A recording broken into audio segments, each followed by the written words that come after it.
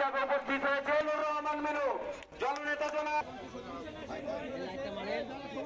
যাদের জন্য আজকের এই বাংলাদেশ আমাদের সবার, আমাদের নেত্রী বেগম খালেদা জিয়া সেটাই আমাদের শিখিয়েছে।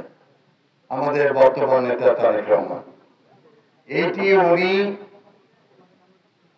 দেশের বাইরে থেকে নিজে তিনি এটি পর্যবেক্ষণ করেছেন যে সমাজের এই গরিব অসহায় সাঁওতাল জনগোষ্ঠী তারা দীর্ঘদিন ধরে তারা এই এলাকায় বসবাস করছে, তখন যে দাবি করছে এরা হচ্ছে ভূমিদস্যু, জাতির শত্রু। শীতের শিশির ভেজা রাত্রিতে এই অসহায় পরিবার অনেক শীতের মধ্যে তারা কষ্ট করে কাপড় নেয়, লেপ নেয়, তারা রোদে তাপে পড়ে জমিতে বৃষ্টিতে ভিজে ফসল উৎপাদন করে। তারাই দীর্ঘদিন ধরে এই এলাকায় বসবাস করছে। হঠাৎ করে আমি শুনতে পাচ্ছি যে এই গরিব মানুষদেরকে উচ্ছেদ করে দিয়ে কেউ এটা দখল করতে চায়। শহরের আরো অন্যান্য জায়গায় এই ধরনের কিছু সংবাদ আমাদের কানে আছে, কিন্তু আমরা সবকিছু দেখছি এবং ব্যবস্থা নিচ্ছি। আমি আজকে আমার ভাইদের পক্ষ থেকে আমি বলতে চাই, ইনশাআল্লাহ শহীদ জিয়া শরীফ, বেগম খালেদা জিয়া শরীফ, তারেক জিয়া শরীফরা আমরা খেটে খাওয়া সাধারণ মানুষ, আপনাদের সাঁওতাল জনগোষ্ঠীর সঙ্গে আমরা ইনশাআল্লাহ আছি এবং আমি তো থাকবো। আপনাদেরকে এখান থেকে কেউ তুলতে পারবে না, কোনো ভয় নাই।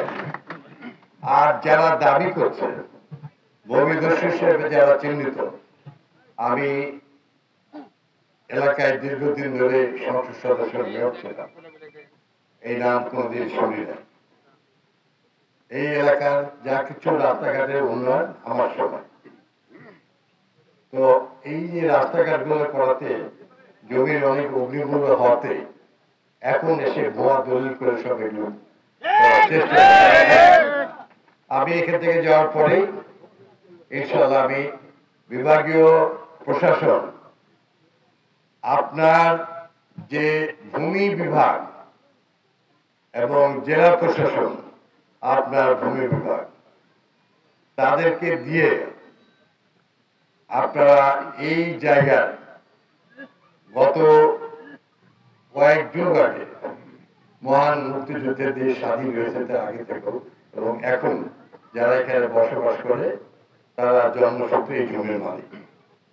আচ্ছা, আমার ধরেন 2 কাঠা জায়গা, কিন্তু দীর্ঘ 12 বছর 24 বছর ধরে তার ভিতর দিয়ে একটা 2 ফিটের রাস্তা, পায়ে হাঁটা রাস্তা দীর্ঘদিন ধরে চলছে। আমি ইচ্ছা করলেও ওইটা আমি বন্ধ করতে পারবো না। এটাকে বলে নাগরিক অধিকার, এটাকে ইংলিশে বলে হিউম্যান রাইটস, বাংলায় আছে মানবিক অধিকার। এটা ছাড়তেই হবে। তো সেই হিসাবে যারা ভুয়া দলিল করেছেন তারা রেডি হয়ে যান, এইটা দুর্নীতি দমন বিভাগের কাছে যাবে। আপনি এই জমির আগে কত টাকার মালিক ছিলেন এবং এই এলাকায় আপনার এখন কতগুলো জমি আছে আর কারা কারা গোরস্থান বন্ধ করেছে, সমস্ত কিছুই আইনের দ্বারা করবো। আপনারা কেউ অসহায় হবেন না, দেশ আমাদের সবার, আমরা আপনাদের সঙ্গে সবাই আছি। আমি আপনাদের ভাই, আমার নেতা এখানটায় সবগুলো আছে, আমাদের মহানগরীর নেতৃবৃন্দ আছে, থানার নেতৃবৃন্দ আছে, অঙ্গ সংগঠনের নেতৃবৃন্দ আছে এবং এই এলাকার সাধারণ সকল নেতৃবৃন্দ আছে। আমরা সবাই গোটা রাষ্ট্রবাসী, সারা দেশ, বাংলাদেশ জাতীয়তাবাদী দল আপনাদের সঙ্গে আছে। আপনারা বাড়িঘর আরো ভালো করে করেন এবং ভবিষ্যতে এই দীর্ঘদিন ধরে বসবাস করার অধিকারে আল্লাহ যদি আমাদেরকে দায়িত্ব দেয় দেশ পরিচালনা, তাহলে আমরা এই মাটিগুলি আপনাদের নামে দলিল যদি হয়েও থাকে, মানবিক কারণে আগে থেকে যদি আপনাদের অবস্থান লিখা হয়ে থাকে, তাহলেও এবং যেভাবেই হোক এটি আস্তে আস্তে যেন আপনাদের যারা এখানে বসবাস করেন তাদের নামে যেন এই মাটি হয়, এটা আমরা করেছি। আমার বড় ভাই সাবেক ভূমিমন্ত্রী কবির হোসেন সাহেব, আমি যখন মেয়র ছিলাম তখন বড় কুঠির উল্টা দিকে দেখবেন ওইখানে একটা ছোট্ট একটা গরিব মানুষরা থাকে। এই জায়গাটা উনি তখন সিটি কর্পোরেশনের নামে দিয়ে দেয়। আমরা তখন প্রত্যেকটা পরিবার যার যেখানে অবস্থান সেখানে সেগুলো তাদের দলিল করে দিয়েছি। এই যে মালদা কলোনি, এটাও আমরা ওইভাবে দলিল করে দিয়েছি। ইনশাআল্লাহ আপনাদেরটাও সেটা, কোনো ভয় নাই। আমার বয়স্ক মায়েরা খুব ভয় করছে, আমি জানি আপনারা খুব শান্তিপ্রিয়। আমার দাদা নানা যখন জমিতে যেতাম তখন আমাদের জমিগুলোতে আপনাদের স্বজাতিরাই চাষাবাস করত। দেশ আমাদের সবার, তাই আমরা সবাই মিলে আপনাদের পাশে আছি। ইনশাআল্লাহ ভয়ের কোনো কারণ নেই। আর আমি চেষ্টা করব খুব দ্রুতই প্রশাসন দিয়ে আপনাদের গোরস্থান যেন ঠিক মতো চালু থাকে।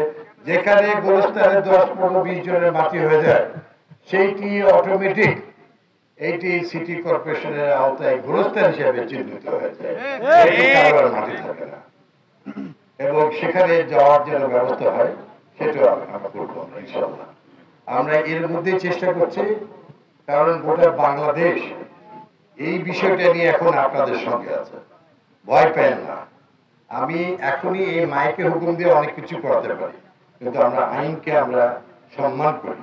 আমাদের নেতা শহীদ জিয়া, বেগম জিয়া, বর্তমান নেতা জনাব তারেক রহমান সাহেব আইনের দ্বারা শান্তিপূর্ণভাবে যেন সবকিছু হয় সেটাই।